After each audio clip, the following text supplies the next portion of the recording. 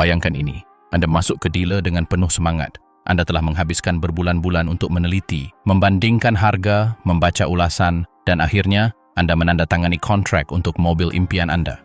Baru, mengkilap, beraroma jok baru, dan dengan garansi 3 tahun. Anda merasa tak terkalahkan. 3 tahun kemudian, mobil mulai mengalami masalah kecil, tidak serius, tetapi Anda membutuhkan suku cadang tertentu.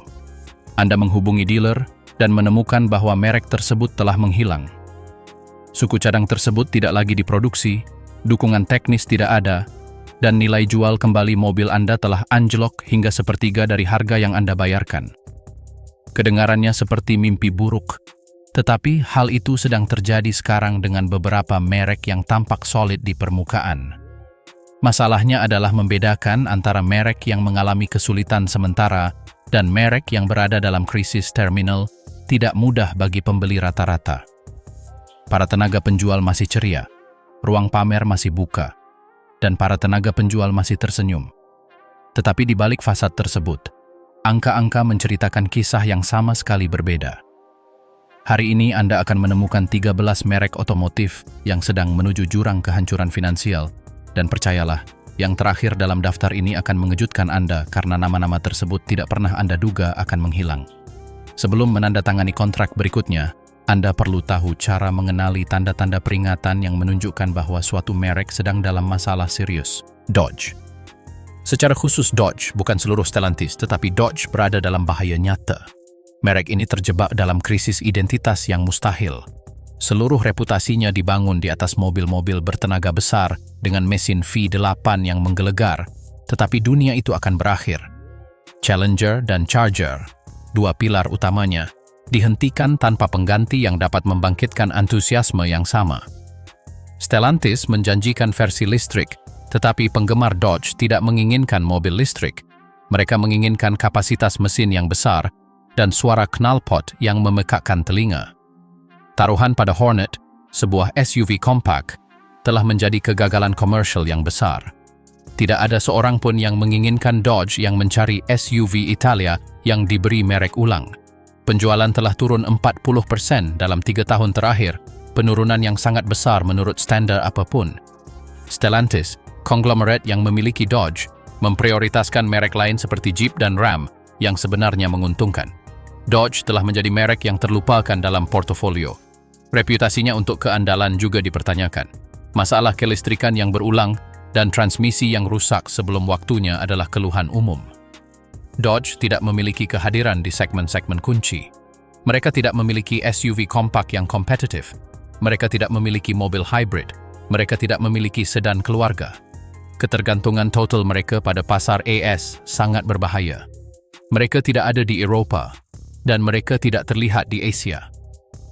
Seluruh masa depan mereka bergantung pada meyakinkan orang Amerika yang bernostalgia untuk membeli mobil listrik bertenaga besar. Sebuah proposisi yang terdengar absurd jika diucapkan dengan lantang. Risiko bahwa Stellantis akan menghentikan seluruh merek Dodge dalam 5 tahun ke depan adalah nyata dan tinggi. Ini bukan pertama kalinya sebuah konglomerat memutuskan bahwa merek dengan sejarah tidak layak dipertahankan jika tidak menghasilkan keuntungan. Dodge. Secara khusus Dodge bukan seluruh Stellantis, tetapi Dodge berada dalam bahaya nyata. Merek ini terjebak dalam krisis identitas yang mustahil. Seluruh reputasinya dibangun di atas mobil-mobil bertenaga besar dengan mesin V8 yang menggelegar, tetapi dunia itu akan berakhir. Challenger dan Charger, dua pilar utamanya, dihentikan tanpa pengganti yang dapat membangkitkan antusiasme yang sama. Stellantis menjanjikan versi listrik, tetapi penggemar Dodge tidak menginginkan mobil listrik. Mereka menginginkan kapasitas mesin yang besar dan suara knalpot yang memekakkan telinga. Taruhan pada Hornet, sebuah SUV kompak, telah menjadi kegagalan komersial yang besar. Tidak ada seorang pun yang menginginkan Dodge yang mencari SUV Italia yang diberi merek ulang. Penjualan telah turun 40% dalam 3 tahun terakhir, penurunan yang sangat besar menurut standar apapun. Stellantis, konglomerat yang memiliki Dodge, memprioritaskan merek lain seperti Jeep dan Ram yang sebenarnya menguntungkan. Dodge telah menjadi merek yang terlupakan dalam portofolio. Reputasinya untuk keandalan juga dipertanyakan. Masalah kelistrikan yang berulang dan transmisi yang rusak sebelum waktunya adalah keluhan umum. Dodge tidak memiliki kehadiran di segmen-segmen kunci. Mereka tidak memiliki SUV kompak yang kompetitif. Mereka tidak memiliki mobil hybrid. Mereka tidak memiliki sedan keluarga. Ketergantungan total mereka pada pasar AS sangat berbahaya. Mereka tidak ada di Eropa dan mereka tidak terlihat di Asia. Seluruh masa depan mereka bergantung pada meyakinkan orang Amerika yang bernostalgia untuk membeli mobil listrik bertenaga besar, sebuah proposisi yang terdengar absurd jika diucapkan dengan lantang. Risiko bahwa Stellantis akan menghentikan seluruh merek Dodge dalam 5 tahun ke depan adalah nyata dan tinggi. Ini bukan pertama kalinya sebuah konglomerat memutuskan bahwa merek dengan sejarah tidak layak dipertahankan jika tidak menghasilkan keuntungan. Subaru. Yang ini akan menyakitkan bagi banyak orang karena Subaru memiliki penggemar yang hampir fanatik. Tetapi kenyataannya adalah Subaru adalah merek khusus yang bertahan selama beberapa dekade berkat loyalitas fanatik tersebut. Dan sekarang basis pelanggan tersebut menua tanpa diperbarui. Masalahnya multifaset. Pertama, katalognya terbatas dan berulang. SUV, lebih banyak SUV, sedan, dan coupe. Tidak ada inovasi nyata. Kedua, mesin boxer yang menjadi ciri khasnya kini memiliki masalah keandalan yang serius. Beberapa model terbaru menunjukkan konsumsi oli yang berlebihan, sebuah fakta yang didokumentasikan dalam gugatan class action. Ketiga, sementara pasar otomotif global sedang tumbuh, penjualan Subaru stagnan. Mereka tidak memanfaatkan momentum tersebut. Keempat, strategi elektrifikasi mereka praktis tidak ada. Solterra, yang dikembangkan bersama Toyota, telah menjadi kegagalan komersial yang spektakuler. Tidak ada yang membelinya. Kelima, berbicara tentang Toyota, kemitraan tersebut tidak menghasilkan manfaat nyata yang diharapkan. Subaru tetap berada di posisi marginal. Keenam, mereka kehilangan identitas yang membuat mereka istimewa. Sistem AWD mereka bukan lagi pembeda ketika hampir setiap produsen menawarkan penggerak semua roda. Ketujuh, dan yang paling mengkhawatirkan, pembeli muda sama sekali tidak terhubung dengan merek tersebut. Subaru dianggap sebagai pilihan generasi yang lebih tua, orang-orang yang tinggal di daerah pedesaan atau pergi berkemah. Generasi milenial dan Gen Z yang mencari mobil pertama mereka tidak mempertimbangkan Subaru. Tanpa pembaharuan generasi, sebuah merek perlahan-lahan akan mati. Masa depan Subaru tidak pasti tanpa perubahan radikal yang sejujurnya tampaknya tidak akan terjadi dalam waktu dekat. Infiniti. Ini adalah divisi premium Nissan yang seharusnya bersaing dengan Lexus, BMW, dan Mercedes. Spoiler, mereka tidak pernah berhasil. Infiniti lahir dengan janji-janji besar di tahun 1990-an, tetapi 30 tahun kemudian jelas bahwa mereka gagal dalam misinya. Tanda yang paling mengkhawatirkan adalah penarikan total mereka dari Eropa. Ketika merek premium tidak dapat mempertahankan kehadirannya di pasar Eropa di mana kemewahan otomotif adalah hal yang lazim, itu adalah pengakuan kekalahan. Di Amerika Serikat, pasar utamanya, penjualan anjlok dari 100.000 unit per tahun menjadi hanya 40.000 unit. Itu adalah penurunan drastis. Katalognya sudah ketinggalan zaman, tanpa pembaruan signifikan selama bertahun-tahun. Sementara pesaing Jerman memperbarui model setiap 4 tahun, Infiniti terus menjual mobil yang sama dengan sedikit perubahan. Mereka gagal membangun identitas yang jelas. Apa itu Infiniti? Tidak lebih mewah dari Mercedes, tidak lebih andal dari Lexus, tidak lebih sporty dari BMW, dan tidak lebih murah dari pilihan mobil bekas Jerman. Mereka berada dalam keadaan limbo yang tidak menarik siapapun. Janji-janji model hibrida dan listrik tidak pernah terwujud. Mereka mengumumkan masa depan yang terlistrikan 5 tahun lalu, dan hingga kini belum ada produk yang tersedia. Penyusutan nilai Infiniti sangat brutal, lebih buruk daripada merek premium lainnya. Anda membeli yang baru seharga 50.000 dan dalam 3 tahun nilainya hanya 20.000. Jaringan dealer menyusut dari tahun ke tahun. Di banyak kota tidak ada lagi dealer Infiniti. Dukungan purna jual jangka panjang diragukan. Jika merek tersebut menghilang dalam 5 tahun, kemana Anda akan membawa Q50 Anda untuk diservis? Membeli Infiniti pada tahun 2026 sama saja dengan menandatangani kontrak untuk penyusutan nilai yang dipercepat dan masalah di masa depan. Mitsubishi, dari legenda rally dengan Lancer Evolution hingga merek yang sama sekali tidak relevan hanya dalam 1 decade. Ini adalah penurunan dramatis yang seharusnya dipelajari di sekolah bisnis sebagai contoh bagaimana menghancurkan sebuah merek. Lancer Evolution, monster Rally yang bersaing dengan Subaru STE dan memenangkan kejuaraan, dihentikan tanpa penerus sport. Keputusan itu membunuh jiwa merek tersebut. Jajaran produk Mitsubishi saat ini buruk dan tidak menarik. Mirage dianggap sebagai salah satu mobil terburuk di kelasnya oleh hampir semua publikasi otomotif. Tenaganya kurang, kualitas pengerjaannya biasa-biasa saja, dan teknologinya ketinggalan zaman. Outlander juga biasa-biasa saja di segmen yang penuh dengan pilihan unggul. Penjualan global Mitsubishi turun 14% pada tahun ketika pasar otomotif secara keseluruhan tumbuh. Itu berarti mereka tidak hanya gagal tumbuh, tetapi juga secara aktif kehilangan pangsa pasar. Realitas pahitnya adalah Mitsubishi bertahan hanya berkat aliansinya dengan Renault dan Nissan. Tanpa dukungan eksternal itu, mereka akan benar-benar bangkrut. Mereka kekurangan sumber daya untuk bersaing sendiri. Inovasi teknologi praktis tidak ada. Sementara pesaing Jepang seperti Toyota dan Honda memimpin dalam teknologi hibrida, dan Honda dalam teknologi penggerak, Mitsubishi tidak menawarkan sesuatu yang baru. Anak muda tidak lagi memimpikan Mitsubishi seperti generasi sebelumnya memimpikan Evo. Mereka telah kehilangan koneksi emosional itu sepenuhnya. Kehadiran mereka hanyalah simbolis di sebagian besar pasar. Mereka ada, tetapi mereka tidak penting. Outlander PHEV adalah satu-satunya produk yang relevan, sebuah mobil hybrid plug-in yang penjualannya lumayan, tetapi tidak cukup untuk mempertahankan seluruh merek.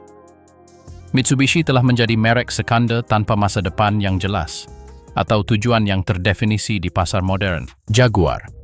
Berbicara tentang Jaguar berarti berbicara tentang keanggunan Inggris yang telah meredup menjadi bayangan dari kejayaannya di masa lalu. Selama beberapa dekade, Jaguar identik dengan kecanggihan, mobil-mobil yang menggabungkan kemewahan dengan sportivitas dalam proporsi yang sempurna.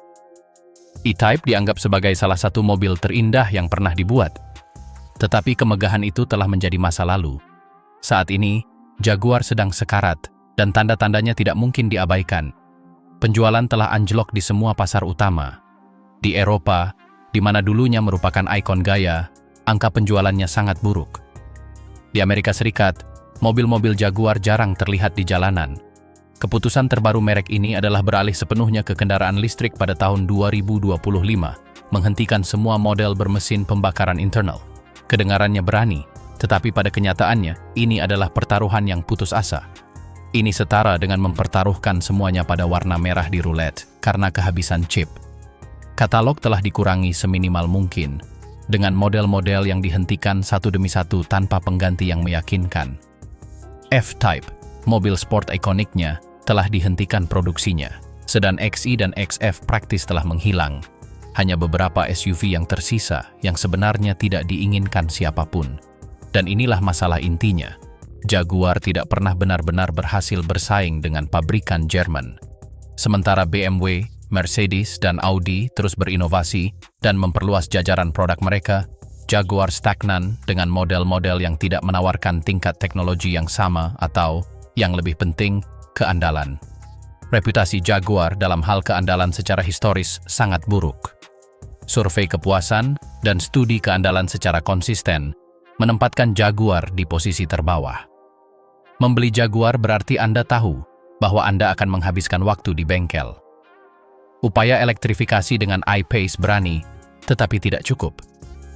I-Pace memenangkan penghargaan saat diluncurkan, tetapi penjualannya tidak pernah benar-benar meningkat, dan sekarang sepenuhnya dikalahkan oleh pesaing seperti Tesla, Audi e-tron, dan Mercedes EQC. Jaguar bergantung pada Jaguar Land Rover, dan grup induknya memiliki masalah keuangan yang serius. Jika JLR bangkrut, Jaguar akan lenyap bersamanya.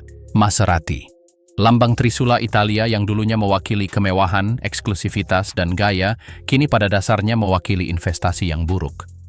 Maserati benar-benar telah kehilangan arah. Masalahnya bukan karena mobil-mobilnya jelek, karena memang tidak. Masalahnya adalah harganya sama dengan Mercedes, tetapi tidak menawarkan kualitas Mercedes. Persamaan itu sama sekali tidak berhasil. Ghibli dan Levante, model andalannya, telah banyak dikritik karena interiornya yang tidak sesuai dengan harganya. Plastik yang tidak terasa premium, teknologi yang ketinggalan satu generasi, dan finishing yang tidak setara dengan pesaing langsungnya. Anda membayar 80.000 euro untuk Ghibli dan mendapatkan interior yang terlihat seperti milik mobil seharga 40.000 euro. Keandalannya dipertanyakan di semua model terbarunya. Survei pemilik mengungkapkan masalah kelistrikan, kegagalan sistem infotainment, dan komponen yang rusak sebelum waktunya. Penjualan sangat minim dan hanya didukung oleh pembeli yang bernostalgia atau mereka yang menginginkan sesuatu yang berbeda dan tidak keberatan dengan risikonya. Teknologinya tertinggal dari pesaing langsungnya.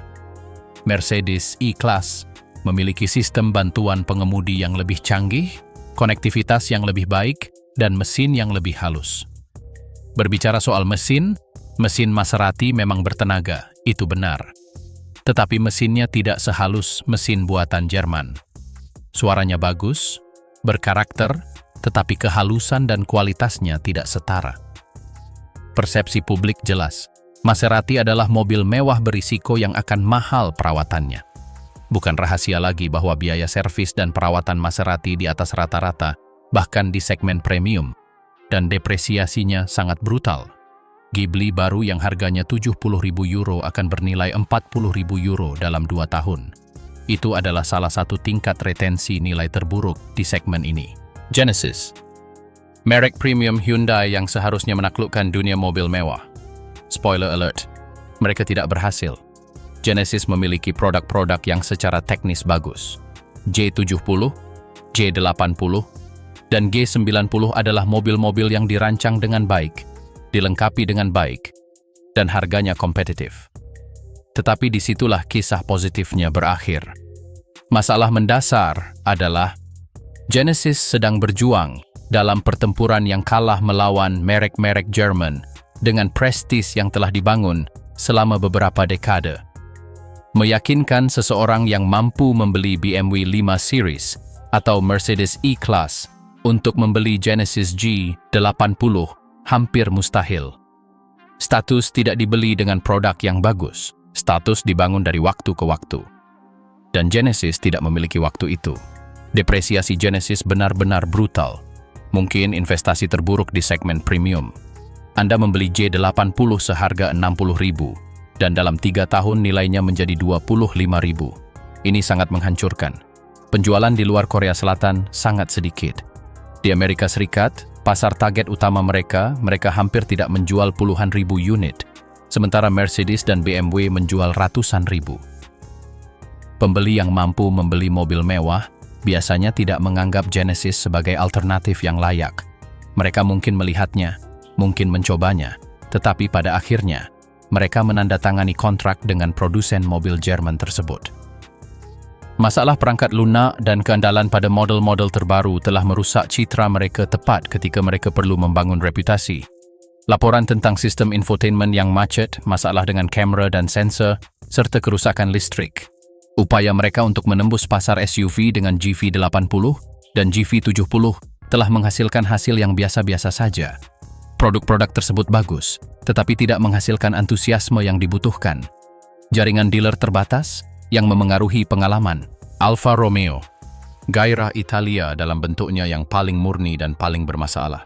Alfa Romeo menjual emosi, sejarah, dan desain yang spektakuler. Tetapi mereka tidak menjual keandalan, dan itulah dosa asal mereka. Reputasi historis Alfa Romeo adalah membuat mobil yang indah tetapi rapuh. Reputasi itu telah bertahan selama beberapa dekade, dan mereka tidak pernah mampu menggoyahkannya karena memang demikian adanya. Giulia dan Stelvio, model andalan mereka saat ini, bahkan tidak mendekati proyeksi penjualan. Stellantis berharap model-model ini akan menghidupkan kembali merek tersebut, tetapi angka-angkanya mengecewakan. Di Amerika Serikat, kehadirannya sangat minim. Di Eropa, yang seharusnya menjadi pasar alaminya, performanya juga tidak sesuai harapan. Kualitas pembuatannya dipertanyakan dibandingkan dengan mobil Jerman atau Jepang. Panel-panelnya tidak sejajar sempurna, material interiornya tidak terasa premium, dan detail-detail kecil menunjukkan rekayasa yang kurang baik. Kerusakan dini telah didokumentasikan pada beberapa model, masalah kelistrikan, sensor yang rusak, dan komponen yang rusak sebelum waktunya. Stellantis, grup yang memiliki Alfa Romeo, tidak memiliki strategi yang jelas untuk merek tersebut. Apa posisi Alfa Romeo dalam portofolio besar Stellantis? Tidak jelas. Janji-janji elektrifikasi terasa samar tanpa produk nyata. Mereka mengumumkan masa depan yang terlistrikkan, tetapi tidak menunjukkan mobil nyata apapun. Membeli Alfa Romeo benar-benar sebuah perjudian. Anda bisa memiliki mobil spektakuler yang membuat Anda tersenyum setiap hari, atau Anda bisa terus-menerus pusing karena sering bolak-balik ke bengkel. Biaya perawatannya di atas rata-rata, bahkan dibandingkan dengan merek premium lainnya, dan investasinya berisiko tanpa jaminan dukungan di masa depan. Jika Alfa Romeo menghilang atau dihentikan produksinya, mobil Anda akan menjadi barang museum tanpa nilai jual kembali yang nyata. Yang membuat kasus Alfa Romeo sangat mengecewakan adalah potensi yang terbuang sia-sia. Giulia Quadrifoglio, versi performa tingginya secara objektif adalah salah satu sedan sport terbaik yang pernah dibuat. Mobil ini dapat bersaing dengan BMW M3 di lintasan balap dan melakukannya dengan gaya Italia yang tak tertandingi. Tetapi satu titik terang itu tidak menyelamatkan seluruh merek. Masalahnya bersifat sistemik. Alfa Romeo menarik pembeli dengan hati mereka, bukan dengan pikiran mereka. Dan para pembeli yang bersemangat itu akhirnya bosan dengan kunjungan servis yang sering, masalah elektronik yang berulang, dan suku cadang yang harganya 2 kali lipat lebih mahal daripada merek Jerman. Stellantis memiliki terlalu banyak merek dalam portofolionya dan perlu merampingkan. Alfa Romeo dengan penjualan yang biasa-biasa saja dan margin yang meragukan adalah kandidat yang sempurna untuk dihentikan produksinya. Lincoln. Kemewahan tradisional Amerika yang terperangkap di masa lalu tak mampu melepaskan diri. Selama beberapa dekade, Lincoln adalah simbol prestis, mobil para presiden dan pengusaha sukses. Namun hari ini, ia adalah merek dari generasi sebelumnya, terputus dari pembeli yang lebih muda. Lincoln hampir sepenuhnya bergantung pada SUV untuk bertahan hidup. Aviator, Nautilus, Corsair, dan Navigator pada dasarnya merupakan seluruh jajaran produknya. Dan dari semua itu, hanya Navigator yang memiliki kehadiran nyata. Navigator adalah SUV mewah besar yang bersaing dengan Cadillac Escalade dan SUV Jerman. Tetapi bahkan di segmen itu pun, ia kalah. Escalade lebih laris, dan mobil-mobil Jerman menawarkan penyempurnaan yang lebih baik. Lincoln telah sepenuhnya kehilangan identitasnya.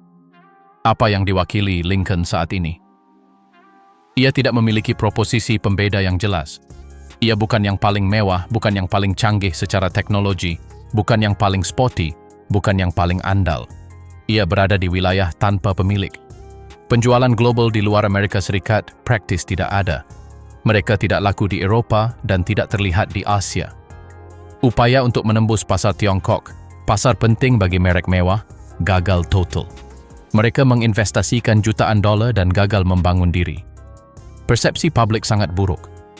Lincoln adalah merek untuk kakek nenek dari era yang telah berlalu.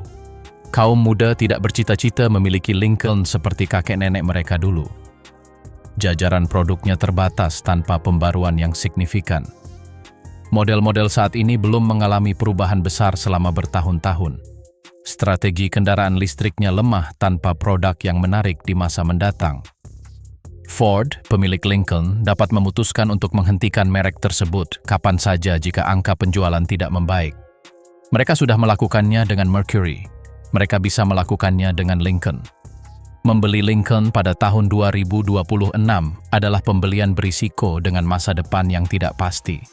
Tidak ada jaminan bahwa merek tersebut akan tetap ada dengan dukungan yang sama dalam 5 tahun ke depan. Masalah Lincoln melampaui produk-produk tertentu. Ini adalah krisis eksistensial merek. Pada tahun 1950-an dan 60-an, Lincoln mewakili impian Amerika yang telah tercapai. Saat ini, ia mewakili nostalgia tanpa relevansi. Ford telah beberapa kali mencoba melakukan pembaruan merek Lincoln dalam 2 dekade terakhir, masing-masing menjanjikan transformasi total. Semuanya gagal. Mereka mencoba bersaing di segmen sedan mewah dan gagal melawan pabrikan Jerman. Mereka mundur ke segmen SUV, berpikir mereka bisa menang di sana, tetapi itu pun tidak berhasil. Continental, sedan andalan terakhirnya, dihentikan produksinya karena penjualan yang buruk setelah hanya 4 tahun. Smart. Idenya revolusioner. Mobil kota kecil, mudah diparkir, efisien, dengan desain menawan yang membuatnya unik, dan itu berhasil untuk sementara waktu. Mobil Smart menjadi ikon kota-kota Eropa, tetapi era itu telah berakhir. Saat ini Smart jelas merupakan kegagalan komersial. Mobil kota yang menawan itu sepenuhnya dikalahkan oleh pesaing yang menawarkan lebih banyak dengan harga lebih murah. Mobil-mobil itu tidak murah dibandingkan dengan alternatifnya, tidak lebih fungsional dan tidak lebih lengkap. Mercedes, pemilik Smart, bertaruh pada elektrifikasi penuh tanpa keberhasilan. Mereka mengubah Smart menjadi merek listrik sepenuhnya dengan berpikir itu akan menjadi masa depan. Tetapi model listrik memiliki jangkauan terbatas, antara 130 dan 160 km, dan harga yang tidak dapat dibenarkan.